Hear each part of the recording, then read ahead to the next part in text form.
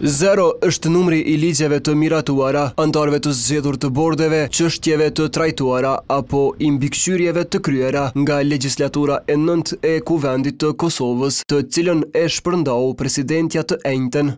Edhe pse nuk kryen asnjë punë, ish-ligjvënësit u paguan nga prilli, kur u betuan dhe një pjesë e tyre do të vazhdojnë të gëzojnë të ardhura edhe për një kohë nga e drejta për kompensim kalimtar. Paraprakisht, edhe pse ligjërisht kishte mandat deri në mars 2025, legjislatura e 8 kishte ndalur punën në dhjetor 2024, 2 muaj para zgjedhjeve të rregullta parlamentare që u mbajtën më 9 shkurt. Madje pa i votuar marrëveshjet ndërkombëtare, përfshirë ato me Bashkimin Evropian për planin e rritjes, nga i cili vendi mund të përfitonte deri në 882 milion euro.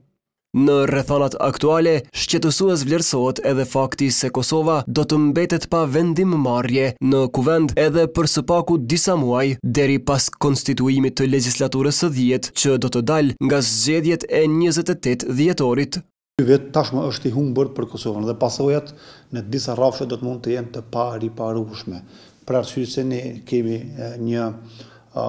vet ku nuk dihet nëse do të ketë buxhet në 2 muajt e parë, 3 muajt e parë, shkojnë pa marrëveshjet që vijnë nga plani i rritjes, shkojnë pa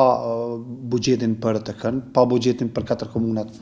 e Kosovës, të cilat tashmë është dashur të ekzekutojë ato buxhete të vitit 2025. Po aq i dëmshëm vlerësohet ndikimi që mund të ketë mungesa e Kuvendit në raport me bordet jo funksionale në 17 agjenci të evidentuara nga Instituti i Kosovës për Drejtësi, por edhe zgjedhjen e antarëve të gjykatës kushtetuese. Ajo është në minimum të kuorumit. Paramendoni situatën sikur në gjykatën kushtetuese të ndërhiqet një gjyqtar ose për arsye të ndryshme të mos jetë i pranishëm dhe të dërhiqet ose të shkarkohet ose cila do qoftë arsye në gjykatën kushtetuese, atëherë gjykata mbetet pa quorum dhe nuk mund të trajtojë lënd ose të